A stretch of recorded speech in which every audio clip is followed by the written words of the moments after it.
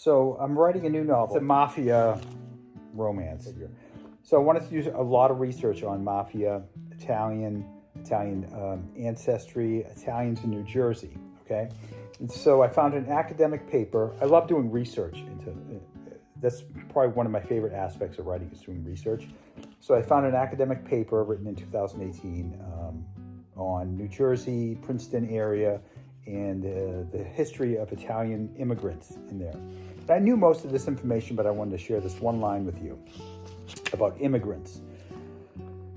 Once employment had been secured by an immigrant sponsor, so to come to the country as an immigrant, you needed to have employment, you needed to have a sponsor.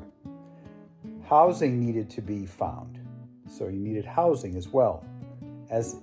Any immigrant entering through Ellis Island needed to list a United States home address. So to come here as an immigrant, you needed to have employment, you needed to have a sponsor, you need to have housing lined up. And my grandfather came through Ellis Island from Sparta, Greece, and I was told growing up that, and I'd have to double check this, but even with all those things in place, you still were on like a probationary period as well, and you'd have to check in with local, some sort of local law enforcement for a period of time.